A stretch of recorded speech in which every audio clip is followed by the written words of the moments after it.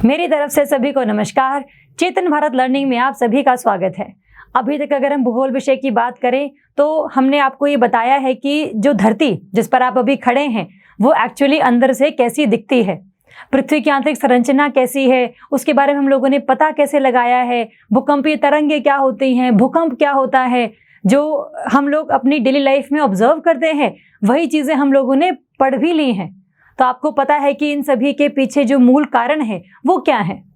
उसके बाद हम लोगों ने देखा था कि कैसे धरती पर बहुत सारी संवहन धाराएं चलती हैं, बहुत सारे महाद्वीप जो है विस्थापित हुए हैं अपनी अपनी जगहों से, उनके पीछे के कारण क्या हैं और किस तरीके से जो महासागरीय भूपरपटी है वो बनी है और किस तरीके से वो नष्ट हुई है।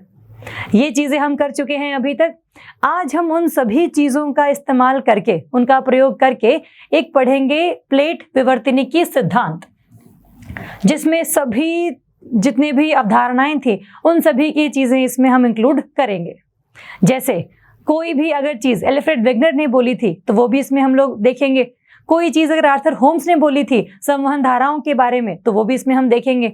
और अगर कोई भी चीज़ हैरी हेस ने बोली थी सागर नितल प्रसरण के अवधारणा में तो वो सभी चीज़ें हम लोग इसमें प्रयोग करेंगे और ये देखेंगे कि एक्चुअल में चीज़ है क्या। किसी भी चीज़ को अगर हमें डिफाइन करना है तो फिर उसके रिगार्डिंग हम क्या क्या चीज़ें उसको एक्सप्लेन करने के लिए बताएंगे। तो शुरू करेंगे प्लेट विवर्तनिकी सिद्धांत। इसको शुरू करते हुए पहले ये जानेंगे कि जो विवर्तनिकी है उसका मतलब क्या है। देखो, अगर हम विवर्तनिकी की बात करें तो ये शब्द जो है निकला है विवर्तन से, जो कि ग्रीक भाषा का एक टेक्टोन शब्द से निकला है, जिसका मतलब होता है निर्माता, किसी चीज़ का बनना, किसी चीज़ की आधारभूत शिला रखा जाना। तो ये जो है वर्ड, इसी को हम यूज़ करेंगे और यही चीज़ आप बार बार इस पूरी थ्योरी में देखेंगे। सिद्धांत पूरा का पूरा इसी के ही इर्द गिर्द चक्कर खाता रहेगा। तो पहले तो हमने ये देखा, फिर हम बात करते हैं कि हम जब ये विवर्तनिकी सिद्धांत को पढ़ रहे हैं तो हम प्लेट की बात कर रहे हैं। तो प्लेट क्या है, प्लेट क्यों है, इसके बारे में जान लेते हैं। जब हम लोगों ने किया था प्लेट की आंतरिक संरचना, मैंने आपको बताया था कि ये जो क्षेत्र है इसे हम कहते हैं भूपरपटी। हमने देखा था भूकंपीय तरंगों की जो गति है इस पूरे क्षेत्र में धीरे धीरे करके बढ़ रही थी, फिर थोड़ा सा और बढ़ी, जो कि हमने देखा कि बहुत तेजी से बढ़ गई है और घनत्व में बहुत ही ज्यादा अंतर आ गया है। इसीलिए हमने कहा था कि एक दूसरी परत शुरू हो गई है। इसीलिए उसको हम लोगों ने बोला था कि भूपरपटी से नीचे एक कौन सी परत है आपकी, ये है मेंटल की परत अब शुरू हो गई है। मेंटल में ही जब हम नीचे की तरफ गए थे तो भूकंपीय तरंगों की जो गति थी वो काफी ज्यादा कम हो गई थी, जिसे हम लोगों ने निम्न वेग का क्षेत्र बोला था कि यहाँ पर ये एक ऐसा क्षेत्र है जहाँ पर बहुत ही तेजी से जो गति है कम हुई है। इसे हम लोगों ने कहा था दुर्बल मंडल, और एक ऐसा मंडल था जिसमें सारी की सारी चट्टानें बहुत ही ज्यादा पिघली हुई अवस्था में तैर रही थी, उनकी गति भी बहुत ही ज्यादा धीमी थी और इसे हमने दुर्बल मंडल कहा था। उसके नीचे मेंटल का ही क्षेत्र कंटिन्यू होता है, लगातार चलता रहता है, उसे हमने कहा था निचला मेंटल। ये है आपका ऊपरी मेंटल, उसी के ही नीचे आपका दुर्बल मंडल, जो कि अगेन दोबारा से मेंटल का ही एक क्षेत्र है, उसी का ही एक भाग है। और फिर आता है निचला मेंटल जो पूरी की पूरी मेंटल परत को पूरा डिफाइन कर देता है। और उसके नीचे था हमारा ये सारा कोर का एरिया, जिसे हम लोगों ने गुरु मंडल के नाम से भी देखा था। अब इसमें देखने वाली चीज क्या है? देखने वाली चीज ये है कि जो आपका दुर्बल मंडल है उसके ऊपर हमें पता है कि एक तो ये अपर मेंटल वाला पार्ट है, ऊपरी मेंटल का पार्ट है और स्थल मंडल का भी पार्ट है, क्योंकि जो पूरी भूपरपटी थी ये भी तो क्या है, आपकी ठोस अवस्था में है ना। तो अगर मैं कहूं कि एक तो मैंने बात बोली कि एक तो भूपरपटी है, दो चीजों को ध्यान से देखिएगा। एक तो है भूपरपटी जो पृथ्वी की सबसे पहली परत है, दूसरा मैं एक शब्द प्रयोग में लेकर आ रही हूं बार बार जिसका है नाम स्थल मंडल। स्थल मंडल वो जगह है, वो क्षेत्र है जहां पर जितनी भी चट्टानें हैं वो ठोस अवस्था में है। भूपरपटी में भी सारी ठोस अवस्था में चट्टानें हैं सारी की सारी। फर्क क्या है दोनों में?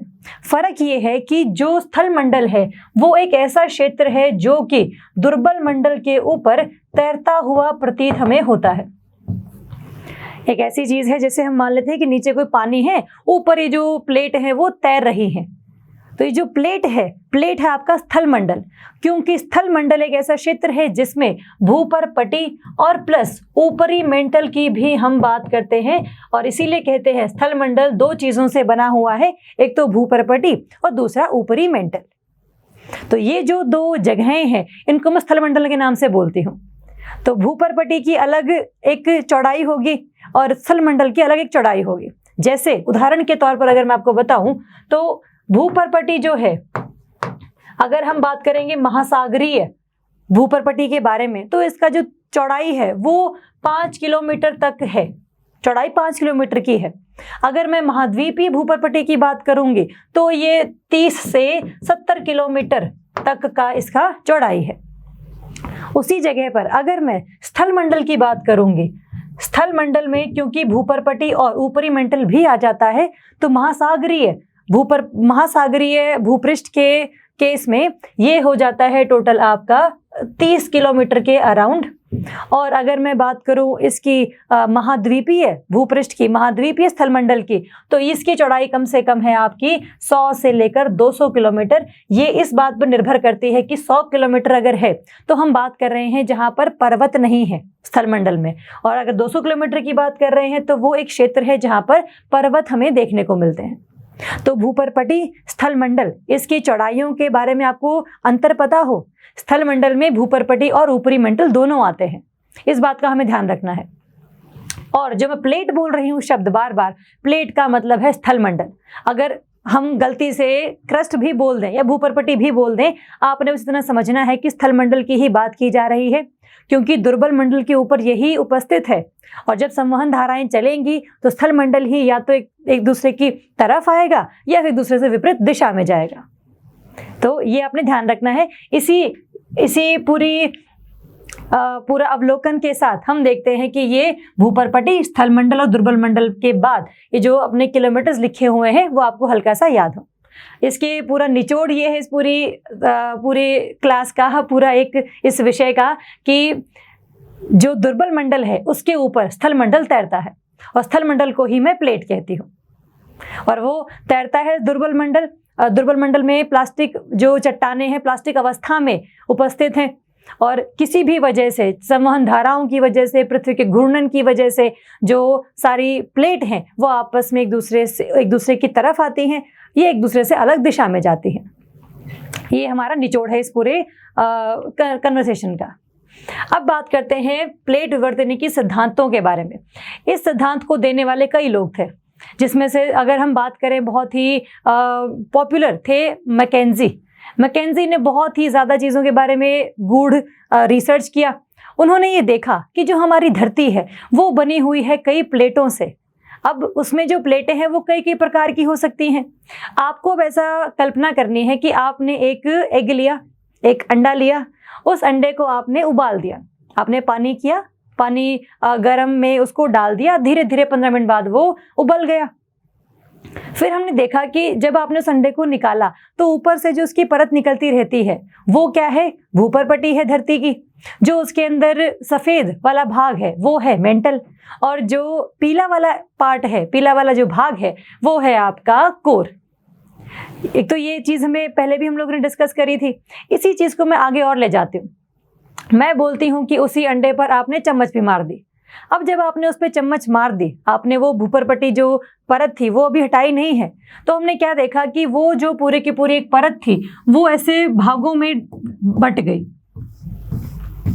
कोई भाग छोटा है, कोई भाग बड़ा है, कोई भाग नीचे धंसा हुआ है, कोई भाग ऊपर की तरफ आ गया। तो ये सभी क्या है, ये है आपकी प्लेट जो कि धरती पर प्रेजेंट है। जो धरती है वो आपका प्लेटों के ही रूप में उपस्थित है। जैसे अगर हम देखें, ये आपका धरती का एक छोर है, ये आपका प्रशांत महासागर की मैं बात कर रही हूँ। प्रशांत महासागर की एक पूरी की पूरी ये प्लेट है, जिसको मैं क्या कहती हूँ, ये महासागरीय प्लेट है। तो पूरी धरती को अगर मैं बांटूं तो ये बटी हुई है इतने सारे प्लेटों में। ये आपका यूरेशियन प्लेट है, इसको हिंदी में भी यूरेशियन प्लेट ही कहते हैं, जिसमें आपका चाइना, मंगोलिया, रशिया, ये सारे देश आ जाते हैं। फिर आपका ये नॉर्थ अमेरिकन प्लेट, उत्तरी अमेरिका प्लेट है ये, जिसमें आपका कनाडा, यूएसए ये सब देश आ जाते हैं। फिर आपका दक्षिणी अमेरिका प्लेट, ये सारी प्लेट है। तो ये प्लेटें क्या है?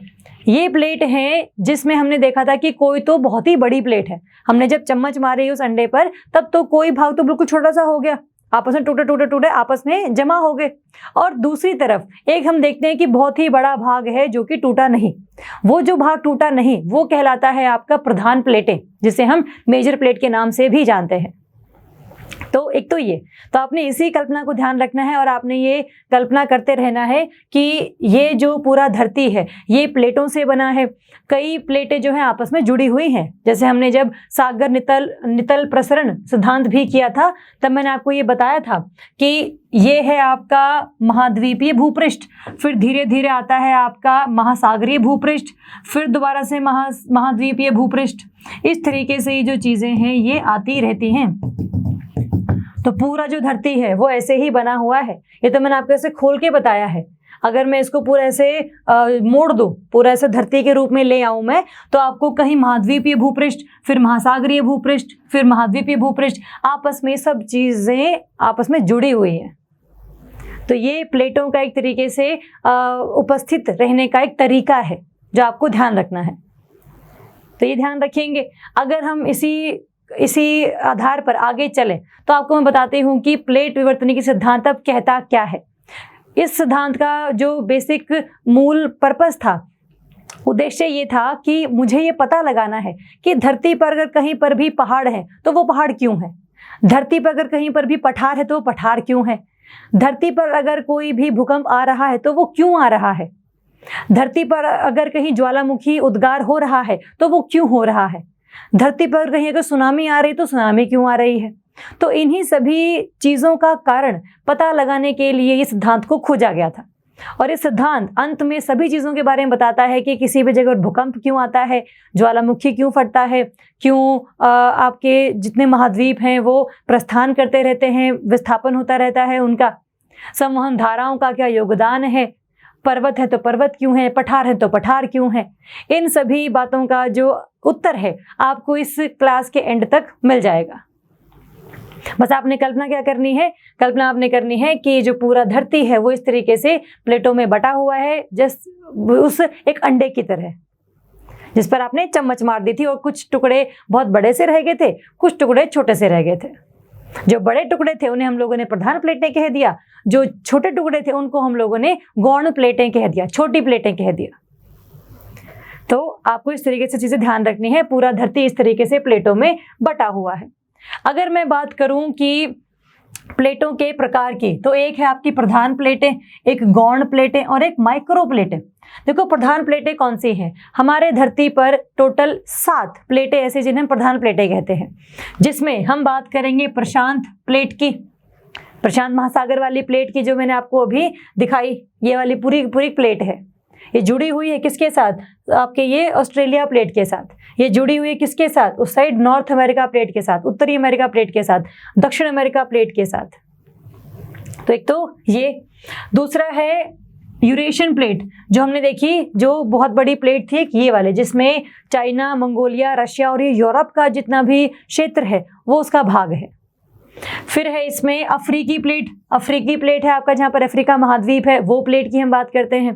उत्तरी अमेरिकी प्लेट, दक्षिण अमेरिकी प्लेट, इंडो ऑस्ट्रेलियन प्लेट। देखो ये प्लेट कौन सी है, जिसमें ऑस्ट्रेलिया भी आ गया हमारा सारा का सारा, ये ऑस्ट्रेलिया है यहाँ पर, ये बीच में आपका हिंद महासागर है और ये आपका इंडिया है, ऐसे ही है। तो ये पूरी की पूरी एक प्लेट है, ये पूरी की पूरी एक ही प्लेट है। एक प्लेट में कुछ भाग जो है महासागरीय प्लेट के रूप में हो सकता है, एक ही प्लेट में कुछ भाग महाद्वीपीय प्लेट के रूप में भी हो सकता है। इस बात का भी हमें खास ध्यान रखना होगा। तो ये तो हो गई आपकी इंडो ऑस्ट्रेलियन प्लेट, और उसके बाद आती है आपकी अंटार्कटिक प्लेट, जो सबसे बड़ी आप कह लो कि नीचे पाई जाने वाली प्लेट है। जैसे यहाँ पर हम इसकी बात करते हैं, ये सारी की सारी जो प्लेट है ये आपकी अंटार्कटिक की प्लेट है। ये तो बड़ी प्लेटें हैं, तो टोटल 7 प्लेटें हैं जिन्हें हम प्रधान प्लेटों के रूप में जानते हैं। दूसरी आती हैं फिर आपकी गौण प्लेटें, जिनको हम छोटी प्लेटें भी कहते हैं, जिसमें मैं आपको उदाहरण देती हूँ। जैसे आप मान लीजिए फिलिपाइन की ये प्लेट है, छोटी सी प्लेट आपस में जुड़ी हुई है यूरेशियन बड़ी प्लेट के साथ और इंडस्ट्रियल बड़ी प्लेट के साथ। और एक छोटी प्लेट है आपकी ये जुआन डी फुका प्लेट, जो बिल्कुल उत्तरी अमेरिका के बिल्कुल छोटे से भाग में उपस्थित है। फिर बात आती है नाज़का प्लेट की, ये भी बहुत छोटी सी प्लेट है, साउथ अमेरिका, दक्षिण अमेरिका प्लेट के साथ जुड़ी हुई है। फिर है आपकी कोकोस प्लेट, ये इससे ऊपर है, ये भी छोटी प्लेटों के रूप में जानी जाती है। यहाँ पर आपकी ये स्कॉशिया प्लेट है, ये भी छोटी प्लेट है। यहाँ पर आपका कैरेबियन प्लेट, जो हम कैरेबियन सागर देखते हैं ना, ये साउथ अमेरिका के ऊपर, दक्षिण अमेरिका के ऊपर कैरेबियन सागर वाली प्लेट। अरेबिया वाली प्लेट, जो ये Saudi Arabia, Iraq, Iran, Turkey वाला क्षेत्र, ये सभी आपके अरेबियन प्लेट का भाग है। तो धरती पर कोई बड़े प्लेटें हैं, कोई छोटी प्लेटें हैं। बड़ी प्लेटें टोटल आपकी 7 हैं, छोटी प्लेटें बहुत सारी हैं, इनका हम ज़्यादा जिक्र भी नहीं करते। बस इनका जिक्र हम तब करते हैं जब कहीं पर भूकंप आता है और ये पता लगाना होता है कि भूकंप क्यों आया और भूकंप आने के पीछे के क्या मूल कारण थे। तो वो सभी चीज़ें जो हैं इसमें हम अंत तक करते रहेंगे। चलिए, ये तो हमें देख लिए प्रकार, विवर्तनिकी के प्रकार हैं आपकी प्लेटों के प्रकार। छोटी प्रधान प्लेटें हो गई, छोटी प्लेटें होगी, सारे आपको उदाहरण दिए हुए हैं। यहाँ पर आपको मैंने उस पूरे नक्शे पर भी दिखाया है, तो आपको पता लग गया है कि किस तरीके से धरती है वो आपस में सभी प्लेटों से जुड़ी हुई है। फिर बात करते हैं हम लोग कि प्रकृति के आधार पर प्लेट के प्रकार। प्रकृति का मतलब है कि कोई महाद्वीपीय प्लेट है, कोई आपकी महासागरीय प्लेट है, और कोई एक ऐसी प्लेट है जिसमें महाद्वीपीय और महासागरीय दोनों ही प्लेटों के जो भिन्न भिन्न कैरेक्टरिस्टिक्स हैं, घटक हैं, वो पाए जाते हैं। जैसे आपको मैं बताऊं अगर हम इसी आकृति की बात करें, तो इस आकृति में क्या है, जो आपका ये साउथ अमेरिकन प्लेट है, जो आपकी दक्षिण अमेरिकन प्लेट है, आधा तो ये हिस्सा इसका महाद्वीपीय प्लेट के रूप में है, और ये जो आधा हिस्सा बचा हुआ है ये है आपका महासागरीय प्लेट के रूप में। ये महाद्वीपीय प्लेट है, ये आपका महासागरीय प्लेट है ना। तो एक प्लेट पूरे तरीके से महाद्वीपीय हो सकती है, इसमें से कोई दिक्कत नहीं है। एक प्लेट पूरे तरीके से महासागरीय भी हो सकती है, लेकिन अगर हम आमतौर पर बात करें तो जो सारी प्लेटें हैं वो आपको महासागरीय और महाद्वीप दोनों ही चीज़ों को इंक्लूड करती हुई नजर आ जाएंगी। जिसमें हमने दक्षिण अमेरिका की भी बात करी, हमने उत्तरी अमेरिका की भी बात करी। देखिए, इसमें पूरा उत्तरी अमेरिका प्लेट में ये पूरा आपका महाद्वीप का भाग है, और ये आपका अटलांटिक ओशन का जो अटलांटिक महासागर का जो ऊपरी भाग है वो आपका नॉर्थ अमेरिका प्लेट का एक भाग है ना। तो ये आपका महाद्वीपीय और महासागरीय दोनों का ही रूप धारण कर सकते हैं, एक ही प्लेट में दोनों आपको देखने को मिल जाएंगे। अगर हम बात करें कि जो आपकी महासागरीय प्लेट है, ये महासागरीय प्लेट बनी होती है बहुत ही मुख्य तौर पर बसाल्ट की। देखो, बसाल्ट क्या है बेसिकली आपका, हम अभी करेंगे। बसाल्ट क्या है, ग्रेनाइट क्या है, ये हम अभी करने वाले हैं। जस्ट इसके बारे में हल्का सा बस टाइम दीजिएगा और फिर हम इसको पूरी तरीके से पढ़ लेते हैं। तो बस प्रकार बताने का मकसद इतना ही था कि महासागरीय भी प्लेटें होती हैं, महाद्वीपीय भी होती हैं, और एक प्लेट महाद्वीपीय और महासागरीय दोनों को ही अपने अंदर इंक्लूड करके रख सकती है। तो एक तो ये। दूसरा, इसको शुरू करने से पहले हम ये जान लेते हैं कि धरती जो घूमती है, जो संवहन धाराएं हैं, ये सभी एक जिम्मेदार कारण है प्लस स्थलमंडल के मूव करने के, स्थलमंडल के चलने के दुर्बल मंडल के ऊपर। तो ये कारण तो हम लोगों ने पहले भी देख लिए थे। अब आपको मैं जो चीज़ बता रही हूँ उस पर हम क्या करेंगे कि ये सभी जो चीज़ें, भूकंप, ज्वालामुखी, जो पर्वत, पठार, समतल वाला क्षेत्र, ये क्यों है, उसको डिफाइन करने के लिए 3 प्लेट किनारों के बारे में बात की जाएगी, जिसमें एक है आपका अपसारी प्लेट किनारा, अभिसारी प्लेट किनारा और संरक्षी प्लेट किनारा। ये 3 भाग हैं। आपको अगर ये तीनों भाग समझ में आ गए तो आपका पूरा प्लेट विवर्तनिकी सिद्धांत बिल्कुल सही तरीके से क्लियर है। आपको हर एक प्रश्न का उत्तर आता होगा जो भी किसी ने आपसे पूछा होगा। लेकिन अगर आपको इनमें से एक भी चीज़ में समझ में नहीं आई तो फिर पूरा सिद्धांत जो है दोबारा से एक बार आपको करना पड़ेगा। जैसे हम बहुत ही सीधे शब्दों में, बहुत ही सरल शब्दों में इसको कवर करेंगे ताकि जो प्रश्न आने हैं उनके उत्तर आपको सही ढंग से आते हो, जो सबको आता हो वो हमें भी आता हो और बाकियों से ज्यादा ही आता हो हमें। कोशिश हमारी यही ही रहेगी, है ना। तो ये अगर मैं बात करूं इस विवर्तनिकी सिद्धांत की, तो हमने इसमें ये देख लिया कि जो धरती है वो कई सारी प्लेटों में बटी हुई है। कोई प्लेट बड़ी प्लेट है, कोई प्लेट छोटी प्लेट है, उसका हम लोगों ने उदाहरण भी देख लिया। कोई प्लेट महाद्वीपीय प्लेट है, कोई प्लेट महासागरीय प्लेट है, और किसी प्लेट में दोनों के ही घटक पाए जाते हैं।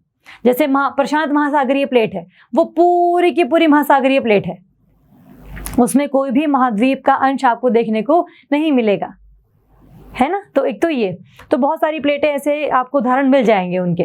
दूसरा, अगर हमें समझने हैं बाकी अभी भूकंप, ज्वालामुखी वगैरह, तो मुझे ये 3 करनी है, 3 प्लेट किनारे। सबसे पहले हम करेंगे अपसारी प्लेट किनारा। अपसारी प्लेट किनारा एक ऐसा किनारा है जहां पर संवहन धाराएं हम लोगों ने करी थी उस दिन। उससे पहले एक बार मैं आपको हल्का सा उसको दोहरवा देती हूँ। जैसे हमने किया था अपसारी प्लेट किनारा, ये हमने करनी है। इसके लिए मुझे एक चीज समझनी है। जैसे ये है आपका स्थल मंडल, इसके नीचे है आपका ये दुर्बल मंडल, जिसमें चट्टानें प्लास्टिक अवस्था में ऐसे तैर रही हैं। यही है। हमने ये देखा था कि जैसे जैसे हम लोग धरती से नीचे जा रहे हैं, वैसे वैसे धरती का तापमान बढ़ रहा है, और धरती के तापमान बढ़ने की वजह से जो मैग्मा है वो आता है ऊपर की तरफ, क्योंकि हमने ये भी देखा था कि जहां पर तापमान ज़्यादा होता है उस वजह से वो चीज़ थोड़ी सी ऐसे फैलती है, और फैलने की वजह से थोड़ा सा हल्की हो जाती है। और हल्की चीज़ हमेशा कहाँ आती है? ऊपर की तरफ। ये ऊपर की तरफ आया, इसने स्थल मंडल को भी तोड़ने की कोशिश करी, और जब तोड़ नहीं पाया तो थोड़ा बहुत चला गया यहाँ पर और बाकी चला गया यहाँ पर। जब ये ऐसे चल रहा है तो इसने चलते चलते अपनी जो ऊर्जा है उसको कहीं ना कहीं लूज किया होगा, उसको खत्म किया होगा, कम किया होगा, क्योंकि इतना सारा ऊर्जा तो है नहीं, क्योंकि ऊपर जब आप आओगे तो तापमान तो बढ़ गया है। तो इसीलिए जब तापमान कम हो जाता है, तापमान कम होने की वजह से कोई भी चीज़ सिकुड़ जाती है, सिकुड़ने की वजह से उसका घनत्व बढ़ जाता है और फिर वो जाती है नीचे की तरफ। तो ये जो मैग्मा है वो गया फिर नीचे की तरफ, और ये जो है आपका एक संवहन धारा बन गई। तो ये जो संवहन धारा है, इसमें जो मैग्मा ऊपर की तरफ आ रहा है वो आधा तो यहाँ पर चला गया है, जब ये जा रहा है तो इस पूरी की पूरे स्थल मंडल को भी तोड़ने की कोशिश कर रहा है। दूसरा, एक तो कोशिश कर रहा है दोनों एक दूसरे से दूर लेकर जाने की, दूसरा क्या कर रहा है, इस पूरी की पूरी प्लेट को ये तोड़ेगा, और जब ये तोड़ेगा तो ये जो मैग्मा है ये आएगा ऊपर की तरफ। अब ये मैग्मा जब ऊपर की तरफ आएगा तब होगा क्या, इस मैग्मा में ऊपर की तरफ आने की वजह से हमें ये पता है कि ये जो मैग्मा है ये बहुत नीचे से आया है, और मुझे पता है जैसे जैसे मैं नीचे जाती हूँ धरती से वैसे वैसे उसका घनत्व बढ़ता है, इसीलिए इस मैग्मा का भी घनत्व ज़्यादा होगा, क्योंकि बहुत नीचे से आया है ना वो। तो ये जो मैग्मा है उसका घनत्व की अगर मैं बात करूँ तो घनत्व है ज़्यादा। एक तो ये, दूसरा इसका अगर तापमान भी तो ज़्यादा है, इसका तापमान भी ज़्यादा है। जो तापमान ज़्यादा है उस वजह से जो चीज़ होती है वो थोड़ी सी कम गाढ़ी होती है। कम गाढ़ी का मतलब है कि वो थोड़ा सा दूर दूर दूर दूर हो जाते हैं उसके अणु, तो वो कम गाढ़ी है। तापमान ज़्यादा होने की वजह से ये कम गाढ़ी है, गाढ़ापन थोड़ा सा कम है। जब गाढ़ापन थोड़ा सा कम होता है तो जब ये ऊपर की तरफ आया है पूरा का पूरा मैग्मा, तो ऐसे ऐसे ऐसे धरती पर फैलना शुरू होगा, और ये बहुत दूर तक जाएगा, क्योंकि गाढ़ी चीज़ जो होती है वो थोड़ी सी कम दूर तक जाती है। अगर आप शहद का उदाहरण लो, शहद को आप ऐसे फेंको तो वो बहुत दूर तक नहीं जाएगा ना।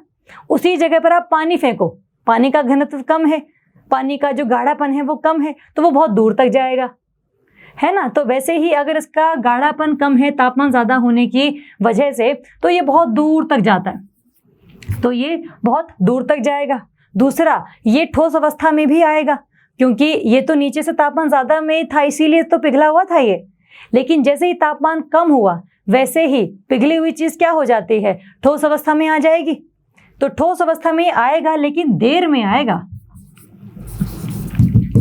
देर में ठोस अवस्था में आएगा क्योंकि इसका जो तापमान है वो बहुत ज़्यादा है। जिस चीज़ का तापमान ज़्यादा होता है उसको ठोस अवस्था में आने के लिए समय लगता है।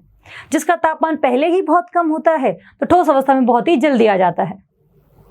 तो ये जो मैग्मा इस तरीके से आया है, जहाँ पर ये आपकी अपसारी प्लेट सीमा है, जहाँ पर दोनों प्लेटें आपस में दूर जा रही हैं, उस वजह से जो संवहन धारा यहाँ पर चल रही है द्रव्यबल मंडल में, मैग्मा आएगा ऊपर की तरफ, जिसका घनत्व है ज़्यादा, उसका गाढ़ापन है कम क्योंकि तापमान कम था, तापमान ज़्यादा था।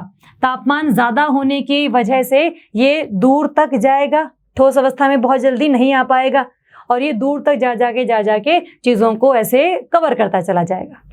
इस मैग्मा को, ये मैग्मा जो यहाँ से अभी निकला है, क्योंकि अब सारी प्लेट सीमा है, इसे मैं कहती हूँ क्षारीय मैग्मा। इसे हम कहते हैं क्षारीय मैग्मा। आप क्षारीय मैग्मा कह लीजिए, आप इसको बेसिक मैग्मा कह लीजिए, एक ही बात है। इसमें जो सिलिका है, सिलिका का मात्रा कम होती है क्योंकि सिलिका एक ऐसा पदार्थ है जिसका घनत्व बहुत ही ज़्यादा कम होता है। लेकिन ये वो मैग्मा है जिसका घनत्व ज़्यादा है क्योंकि वो नीचे से आ रहा है और धरती के नीचे जा जाता है, हमारा जो घनत्व है वो बढ़ना शुरू हो जाता है। तो ये है आपका क्षारीय मैग्मा या बेसिक मैग्मा, आप कुछ भी कह लीजिए इसे। तो ये तो एक तो हमें ये क्लियर करना है। दूसरा, जब ये चीज़ें हो रही हैं, जो अब सारी प्लेट सीमा होगी, जहाँ पर भी किसी भी प्लेट का मूवमेंट होता है, चलन होता है, तो भूकंप तो आता ही आता है। भूकंप का मतलब ही ये है कि धरती चल रही है। धरती चल रही है, उसका मतलब क्या है? वो प्लेट चल रही है, स्थलमंडल चल रहा है, क्योंकि वो दुर्बल मंडल के ऊपर तैर रहा है। कभी वो जल्दी तैरना शुरू कर देता है, कभी वो थोड़ा सा धीरे तैरता है। तो इसीलिए भूकंप की गति और भूकंप का जो एक इंटेंसिटी है वो कम या ज़्यादा होती रहती है। तो ये अगर इसी चीज़ को मैं आगे प्रयोग में लेकर आऊँ तो अब सारी प्लेट सीमा आपको पता लग गई है कि संवहन धारा जब इस तरीके से होती है, ऊपर की तरफ मैग्मा आता है, आधा यहाँ चला जाता है, आधा यहाँ चला जाता है, और ये जो पूरा स्थल मंडल है उसको वो दो भागों में तोड़ देता है। ठीक बात। तो एक तो ये हो गया। अब सारी प्लेट सीमाएं भी 3 प्रकार की हो सकती हैं। जब प्लेटें 3 प्रकार की हैं तो प्लेट सीमा भी 3 प्रकार की होगी। जैसे मुझे पता है कि अब जो प्लेटें हैं, एक तो है महाद्वीपीय प्लेटें, एक है आपकी महासागरीय प्लेटें, ये दो हैं। या तो जो प्लेट सीमा है वो हो सकती है जहां पर महाद्वीपीय और महाद्वीपीय ही जो प्लेटें हैं आपस में दूर दूर जा रही हों। एक हो सकता है जहां पर महासागरीय और महासागरीय प्लेटें ही जो हैं वो आपस में दूर दूर जा रही हों। या फिर ऐसा हो सकता है कि जहां पर महाद्वीपीय और महासागरीय ये दोनों प्लेटें आपस में दूर दूर जा रही हों। 3 ही हमारे इसमें जो केस हैं वो पॉसिबल हैं, या तो महाद्वीपीय महाद्वीपीय, या महासागरीय महासागरीय, या फिर महाद्वीपीय महासागरीय। सबसे पहले हम बात करेंगे महाद्वीपीय महाद्वीपीय अपसारी प्लेट सीमा की, जिसमें क्या होगा। देखिए, हम इसमें देखते हैं कि ये आपका एक पूरा का पूरा स्थलमंडल है, ये आपका भूपर्पटी है और भूपर्पटी है, ये आपका ऊपरी मेंटल है। दोनों ही किसका भाग है? स्थलमंडल का। जो मैग्मा है वो नीचे से ऊपर की तरफ आ रहा है, और इसी एक तो नीचे से ऊपर की तरफ आ रहा है, और एक प्लेट को यहाँ लेके जा रहा है, और एक प्लेट को यहाँ लेकर जा रहा है। इसी वजह से यहाँ पर ऊपर की तरफ मैग्मा आएगा, ये आपका ठोस अवस्था में होगा, और धीरे धीरे धीरे धीरे करके नई प्लेट आपकी बनती रहेगी, और जो पुरानी प्लेटें हैं वो यहाँ जाती रहेंगी और वो यहाँ जाती रहेंगी। ये मैं बात कर रही हूँ आपकी अपसारी प्लेट सीमा, जिसमें मैं महाद्वीपीय की बात कर रही हूँ। समझाने के लिए मैंने रखा है अभी ये, लेकिन वास्तव में क्या होगा हम भी देखने वाले हैं। आपको बस ये ध्यान रखना है कि जब मैग्मा ऊपर की तरफ आता है तो वो ठोस अवस्था में यहाँ पर बनना शुरू हो जाता है। नई एक प्लेट बनती है जो कि मैग्मा की ठोस अवस्था में आने से ही बनी है। उन चट्टानों को हम कहते हैं आग्नेय चट्टानें, इग्नियस रॉक्स, क्योंकि वो बनी ही कैसे हैं? मैग्मा की ठोस अवस्था में आने की वजह से। और जो पहले वाली प्लेट थी, जो अभी ये है ना, वो जो प्लेट बाउंड्री अभी यहाँ पर है, जो प्लेट सीमा यहाँ पर थी, वो धीरे धीरे कहाँ जा रही है, यही जो जगह है, ये जो क्षेत्र है, पहले यहाँ जाएगा, फिर यहाँ जा रहा है, फिर यहाँ जा रहा है ना। ये चीज़ ऐसे ऐसे ऐसे करके आगे की तरफ जा रही है। तो ये आपकी अब सारी प्लेट सीमा है। और ये क्यों है? क्योंकि जो नीचे दुर्बल मंडल में संवहन धाराएं ऐसी हैं कि एक दूसरे से दूर लेकर जा रही हैं। जब वो दूर लेकर जाएंगी तो चीज़ों को वो तोड़ेंगी स्थल मंडल को, और जो मैग्मा है उसको आने के लिए ऊपर जगह मिल जाएगी। जगह मिलेगी तो वो ऊपर आकर ठोस अवस्था में जमा होगा, क्योंकि धीरे धीरे तापमान जो है ऊपर जाकर उसका कम हो गया है। तो ये कल्पना जो है ये आपने सही ढंग से रखनी है। इसी के तौर पर अगर मैं कहूँ कि मैं सिर्फ महाद्वीपीय भाग की बात कर रही हूँ, तो पहले क्या होगा? देखिए, ये जो एक स्थलमंडल है, दोनों के दोनों आपस में जुड़े हुए होंगे, लेकिन क्योंकि आपका जो मैग्मा है वो आधा यहाँ जा रहा है और आधा यहाँ जा रहा है, तो चीज़ को इसने तोड़ दिया, पूरी इस चीज़ को उसने तोड़ दिया। इधर से खींचेगा तो बीच वाला जो हिस्सा है वो बहुत ही ऐसे कमज़ोर होने की, जैसे हल्का सा नीचे की तरफ धंस जाता है। जैसे अगर हम देखें तो इस तरीके से हो जाता है, जब एक दूसरे को यहाँ पर ये खींच रहे हैं ना, तो ये जो बीच वाला भाग है वो कहीं ना कहीं धंस जाता है, क्योंकि वो आपस में जुड़ा हुआ होता है। उसी को आपने अगर तोड़ दिया तो वो क्या करेगा? वो नीचे की तरफ चला जाएगा, धंस गया है वो और भी ज़्यादा। इसे हम क्या कहते हैं? ये बन जाते हैं आपके भ्रंशित पर्वत।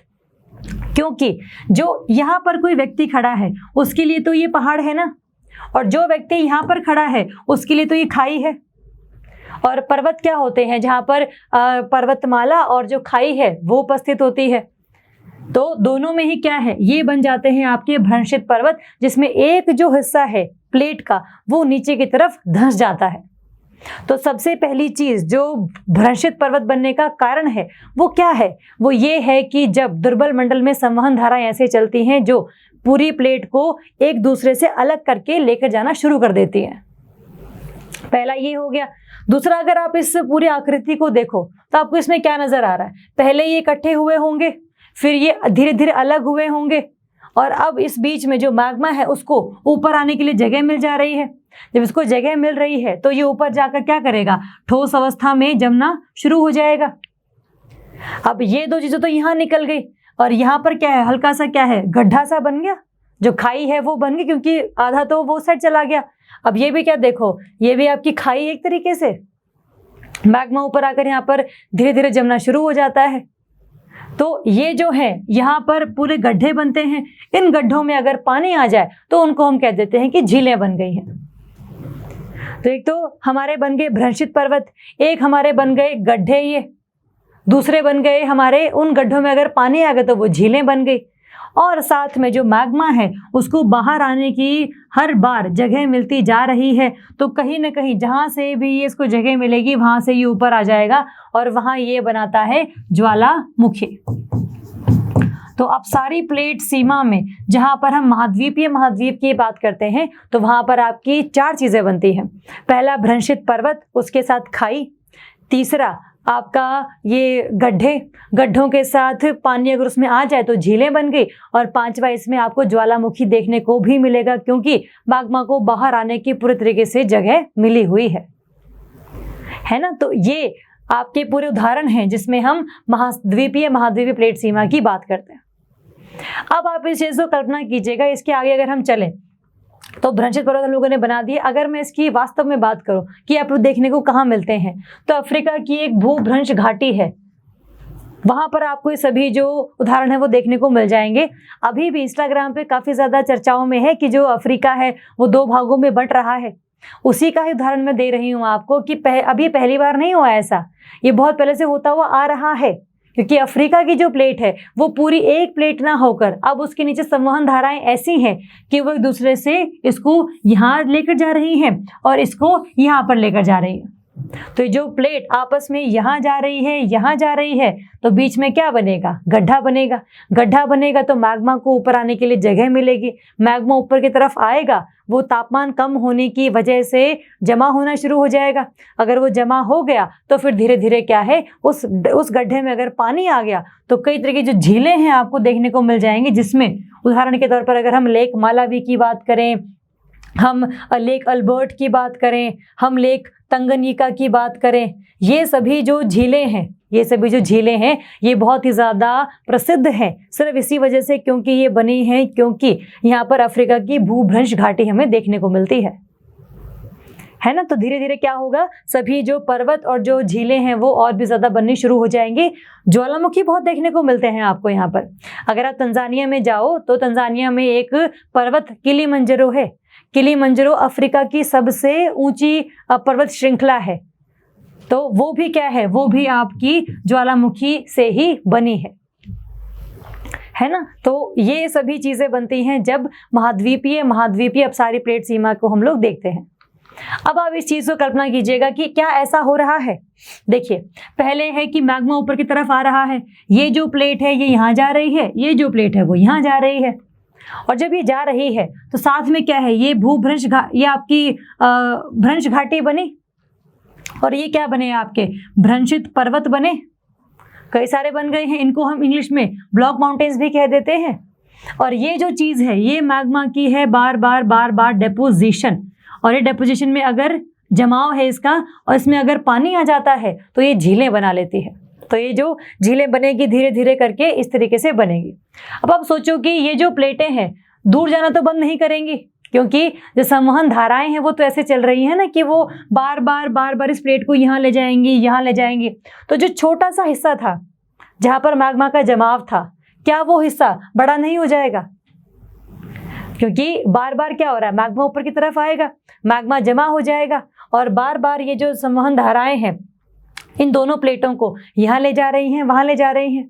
और एक टाइम ऐसा आएगा जब ये बहुत ही ज़्यादा बड़ा एक यहाँ से लेकर यहाँ तक बन गया है, क्योंकि ये प्लेटें तो रुक नहीं रही, आधी यहाँ जा रही है, आधी यहाँ जा रही है, और धीरे धीरे करके इसमें पानी बढ़ता रहेगा। लेकिन जो मैग्मा ऊपर की तरफ से आ रहा था वो यहीं से आ रहा है, वो चेंज नहीं हुआ, क्योंकि संवहन धाराएं ना बहुत जल्दी चेंज नहीं होती, बहुत जल्दी बदलती नहीं है वो। तो संवहन धाराओं में जो मैग्मा अभी यहाँ से आ रहा है, पहले भी यहीं से आ रहा था, बाद में भी यहीं से आ रहा था ऊपर की तरफ, और अब भी यहीं से ही वो आ रहा है। और बार बार जो प्लेट आपकी बन रही है वो आगे चली जा रही है, यहाँ पर जो बन रही है वो आगे चली जा रही है ना। तो मैग्मा का ऊपर की तरफ आने का एक ही क्षेत्र है, जो प्लेटें हैं आपस में दूर दूर चली गई हैं। हमने इसमें देख लिया था कि इसमें भ्रंश घाटी बन गई थी, भ्रंश पर्वत बन गए थे, मैग्मा का जमाव हो गया था, ज्वालामुखी ऊपर की तरफ बन गए थे, और साथ में झीलें बन गई थी क्योंकि वो गड्ढे बन गए थे। ये हमने उदाहरण भी देख लिया अफ्रीका का भूभ्रंश घाटी का, हमने बहुत सारी झीलें भी देख ली।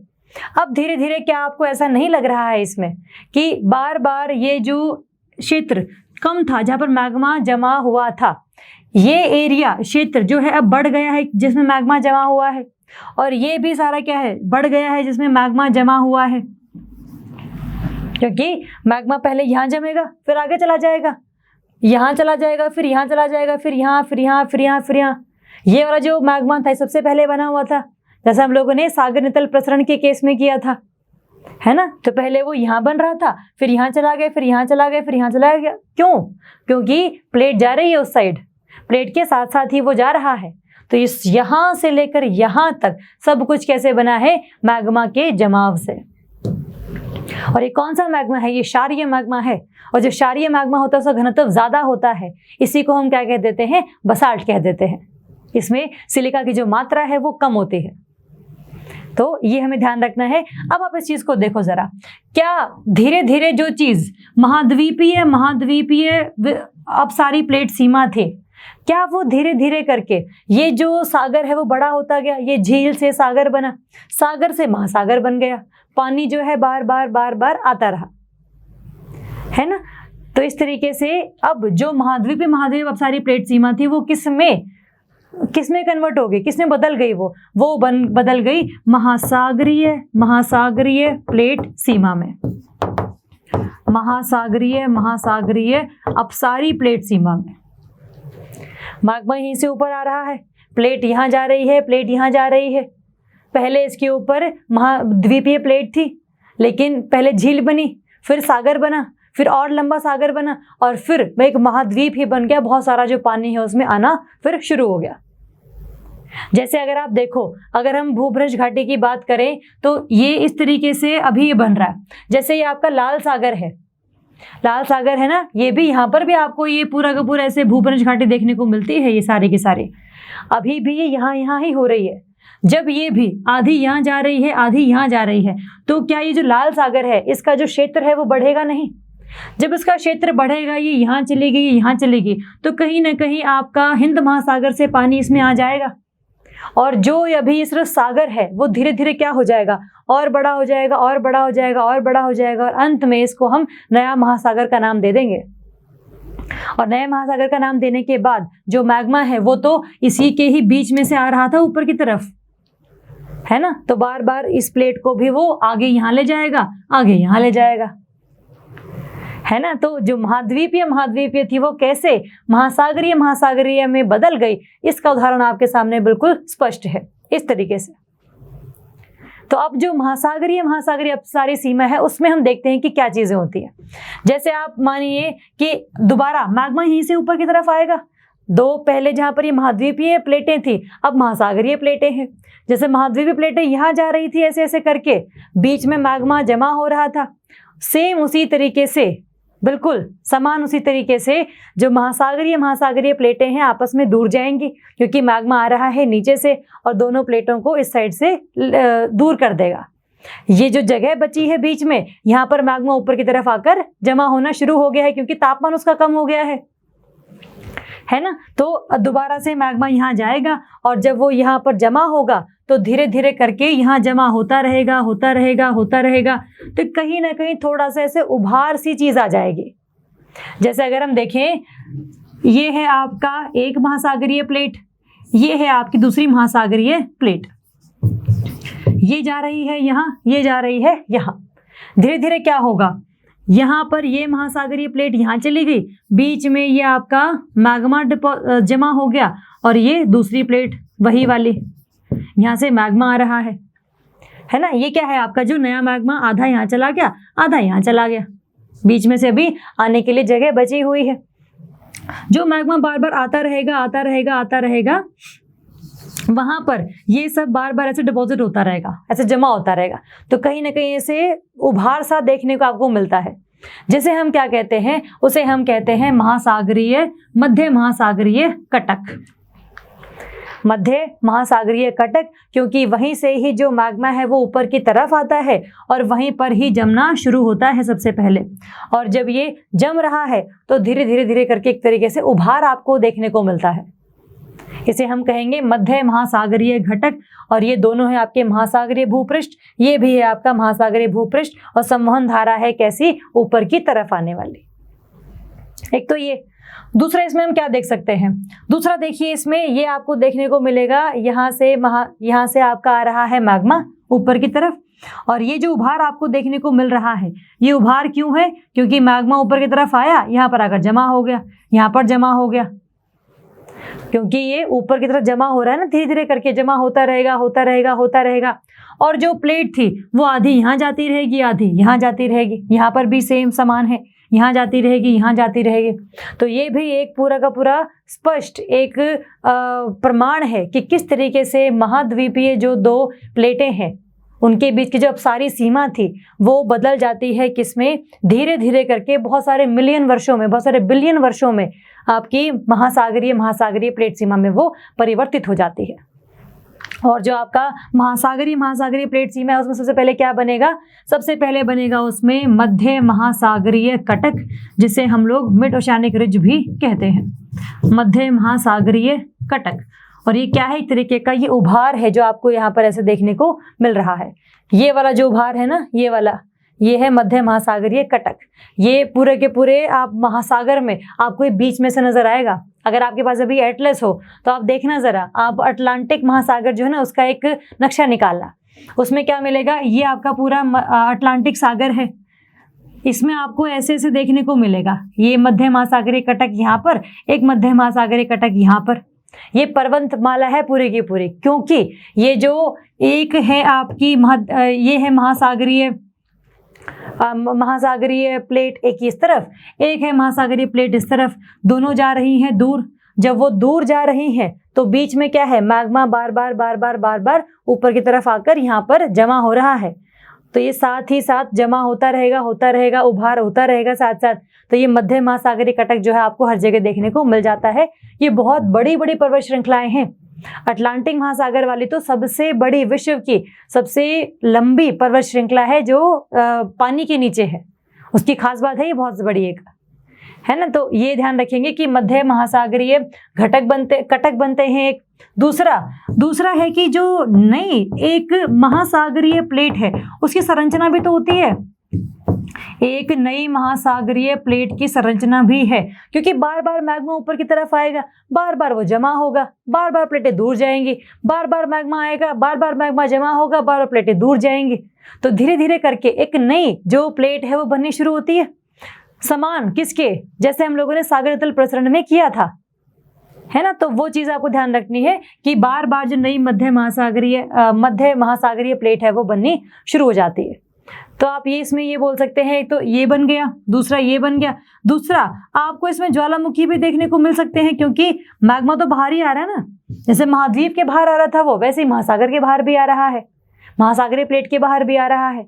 तो ज्वालामुखी भी देखने को मिलेगा, मध्य महासागर कटक भी देखने को मिलेगा, और नई महासागरीय जो प्लेट है वो भी बननी धीरे धीरे आपको देखनी शुरू हो जाएगी। तो ये दो हो गए। तीसरा इसका प्रकार था जिसमें मैंने आपको बताया था कि महाद्वीपीय और महासागरीय दोनों प्लेटों का आपस में जब अपसरण होता है, जैसे इसमें, अब उसमें क्या होगा, अब ध्यान से देखिएगा। ये तो है आपकी एक ये है आपकी महाद्वीपीय प्लेट, ये है आपकी महासागरीय प्लेट, वो है महाद्वीपीय, ये है महासागरीय। ये दोनों प्लेटों के बीच में आधी प्लेट यहाँ जाएगी, आधी प्लेट यहाँ जाएगी। इसी को ही हम कह रहे हैं ना कि महासागरीय महाद्वीपीय अपसरण, इसी को तो हम कह रहे हैं। धीरे धीरे क्या होगा, धीरे धीरे होकर ये महाद्वीपीय ऐसे, यहाँ पर जब मैग्मा ऊपर की तरफ आ रहा है वो ऐसे जमा हो जाएगा, और ये है आपकी महासागरीय प्लेट जो पहले वाली थी, और ये भी थोड़ी सी क्या है, दूर हो गई है। जो महाद्वीपीय वाली है वो भी थोड़ी सी दूर हो गई। यहाँ पर भी क्या हो गया, आपका मैग्मा जमा हो गया, मैग्मा जमा हो गया। यहाँ पर धीरे धीरे करके क्या होगा, जो आपकी प्लेट, मैं आपको दोनों डायग्राम बना कर दिखाती हूँ।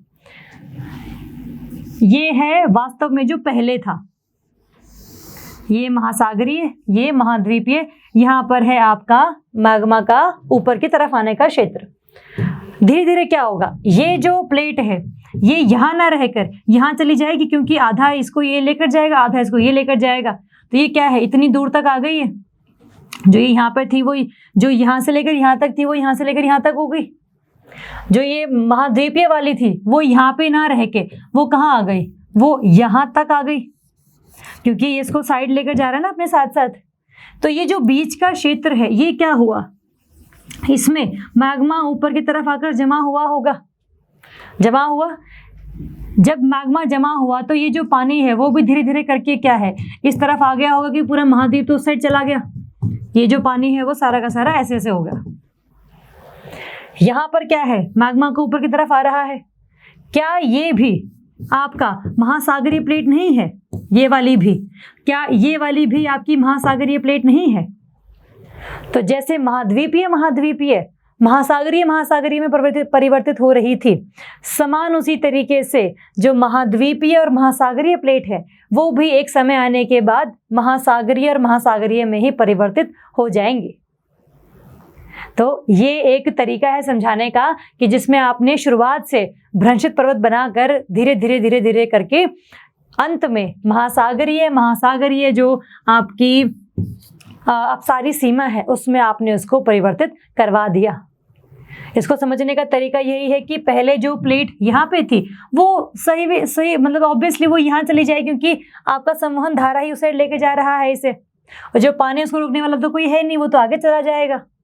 आगे चले जाने के बाद क्या होगा, यहाँ पर मैग्मा बार बार ऊपर की तरफ आया, क्योंकि मैग्मा का तो काम ही ऊपर आना, ऊपर आकर जमा हो जाएगा। तो वो कौन सी प्लेट बना रहा है, महासागरीय प्लेट ही तो बना रहा है वो, क्योंकि वो ज्यादा घनत्व वाली बसाल्टिक प्लेट है है ना।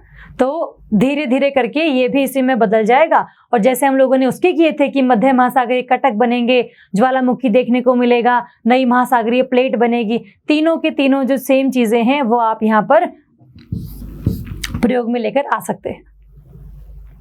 तो अब सारी प्लेट सीमा में तीनों हम लोगों ने कर लिए, महाद्वीपीय महाद्वीपीय भी कर लिया, महासागरीय महासागरीय भी कर लिया, और फिर महाद्वीपीय महासागरीय भी कर लिया। चलिए अब हम बात करेंगे अभिसारी प्लेट सीमाओं की। अभिसारी प्लेट सीमाएं देखो क्या होती हैं, जिसमें दो जो प्लेट हैं आपस में एक दूसरे की तरफ आती हैं, और जिस प्लेट का घनत्व ज्यादा होता है वो प्लेट चली जाती है नीचे की तरफ। जैसे यहाँ देखने को मिल रहा है कि सिर्फ यही प्लेट नीचे क्यों जा रही है, क्योंकि इस प्लेट का घनत्व है ज्यादा। आप गाढ़ेपन को और घनत्व को कंफ्यूज ना करना, आप चौड़ाई को और घनत्व को कंफ्यूज मत करना। जैसे दोनों के मैं उदाहरण देती हूँ कि जो चीज गाढ़ी है जरूरी नहीं उसका घनत्व भी ज्यादा हो। जैसे पानी और तेल, तेल और पानी दोनों में घनत्व किसका ज्यादा है?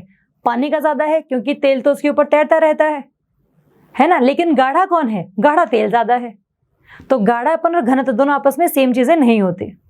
दूसरा, आप चौड़ाई को और घनत्व को बिल्कुल सही ढंग से कंफ्यूज मत करना, क्योंकि जहां पर मैं बात कर रही हूं घनत्व की, घनत्व में आपका जो एक पूरा वॉल्यूम है उसकी भी हम बात करते हैं। घनत्व का मतलब होता है कि आपका उसमें कितना मास है एक पूरे उस वॉल्यूम में, और चौड़ाई होती है वो कितनी चौड़ी है ना। दोनों अलग अलग चीजें हो सकती हैं। चौड़ाई बहुत ज्यादा हो लेकिन उसमें पदार्थ वो हो जिनका घनत्व बहुत कम है ना। तो चौड़ाई होने से कुछ नहीं होता है, उस चीज का, पदार्थ का ज्यादा घनत्व होना चाहिए जो उस पूरी चट्टान में उपस्थित है ना। तो द्रव्यमान पर हम बेसिकली डिपेंड कर रहे हैं, ठीक है। तो ये ध्यान रखेंगे। चलिए, इसमें अगर हम अभिसारी प्लेट सीमा की बात करें तो हमने देख लिया कि जब दो प्लेटें आपस में दूसरे की तरफ आती हैं, जिसका घनत्व ज्यादा होगा वो प्लेट चली जाएगी नीचे की तरफ। ये है आपका दुर्बल मंडल सारा का सारा। और जो प्लेट जब नीचे की तरफ जा रही है वो बनाती है क्षेपण क्षेत्र। क्षेपण क्षेत्र है जहां पर एक प्लेट दूसरी प्लेट के नीचे की तरफ जा रही है। ये है आपका क्षेपण क्षेत्र, जो पूरा का पूरा जहां जहां प्लेट नीचे चली गई है, दैट इज क्षेपण क्षेत्र। इसमें भी तीनों ही प्रकार बनेंगे, महाद्वीपीय महाद्वीपीय, महासागरीय महासागरीय और महासागरीय महाद्वीपीय। यही तीन बनेंगे। तो इसको शुरू करते हैं हम लोग महासागरीय महासागरीय प्लेट अभिसरण से। देखो जरा, अगर हम इसमें बात करते हैं ये वाले महासागरीय महासागरीय प्लेट अभिसरण, ये भी आपका महासागरीय भूपृष्ठ है, ये भी आपका महासागरीय भूपृष्ठ है ना। इसमें क्या होगा, ये हम मान लेते हैं कि ये जो महासागरीय भूपृष्ठ था उसका घनत्व ज्यादा था। तो जिसका भी घनत्व ज्यादा होता है वो प्लेट हमेशा नीचे की तरफ जाती है, और ये प्लेट चली गई है नीचे की तरफ, और ये प्लेट रह गई है आपकी ऊपर ही रह गई है। जब प्लेट चट्टाने हैं, ये चट्टानें जा रही हैं दुर्बल मंडल में जहाँ का तापमान बहुत ज़्यादा है, और जब तापमान ज़्यादा होता है तो चीज़ें पिघलनी शुरू हो जाती हैं। सबसे पहले वो पिघलेंगी जिनका जो पिघलांक है वो काफ़ी कम है, उनका मेल्टिंग पॉइंट काफ़ी कम है। जब वो पिघल जाएंगी, क्योंकि वो बहुत ही ज़्यादा हल्की थी तभी तो वो जल्दी पिघली हैं। जो पदार्थ इस पूरी चट्टान में ऐसे हैं जिनका पिघलांक बहुत कम है, वो क्या है, उनका घनत्व कम था तभी तो वो जल्दी पिघले। तो जिनका घनत्व कम था वो जल्दी पिघल गए, और जल्दी पिघलने की वजह से उन्होंने जो पिघली हुई चीज़ जो मैग्मा बनाया, वो मैग्मा क्योंकि लाइट है, हल्का है, तो मैग्मा कहाँ आएगा, वो मैग्मा ऊपर की तरफ आएगा। और जब ये ऊपर की तरफ आएगा तो इस पूरी की पूरी प्लेट को तोड़ता हुआ यहाँ पर जमा होना शुरू हो जाएगा, जमा होता रहेगा होता रहेगा होता रहेगा। और क्योंकि और एक टाइम ऐसा आएगा जब वो पूरा का पूरा पानी के बाहर भी आ जाएगा, तो वो क्या बना लेगा, एक द्वीप बना लेगा। तो ये पूरा का पूरा एक कहानी है जिसमें हम महासागरीय की बात कर रहे हैं। इसमें आपको एक कन्फ्यूजन ये हो सकती है कि एक तरफ मैंने बोला कि इसका घनत्व ज़्यादा है तभी वो नीचे की तरफ गया, फिर मैंने बोला कि यहाँ पर वो पदार्थ जिनका घनत्व कम था क्योंकि उनका पिघलांक भी फिर कम था, वो पिघले और वो मैग्मा बनाकर ऊपर की तरफ आए। तो इसमें सारी से चट्टान नहीं पिघली है, मैं इस पूरी चट्टान घनत्व की बात कर रही थी, लेकिन मैं यहाँ सिर्फ उन पदार्थों की बात कर रही हूँ जिनका पिघलांक कम है। पूरी चट्टान नहीं पिघली है इसमें, चट्टान पूरी नहीं पिघली, चट्टान के सिर्फ वो पदार्थ पिघले हैं जिनका पिघलांक कम था, है ना। तो पूरी चट्टान के घनत्व में और उन सिर्फ पदार्थों के घनत्व में फर्क है। अगर मैं आपको इस तरीके से और भी समझाऊं इसको, जैसे आप मान लीजिए ये दो है, ये एक महासागरीय प्लेट है, ये आपकी दूसरी महासागरीय प्लेट है, और यहां पर है इसके ऊपर पानी। ऐसे ही होगा।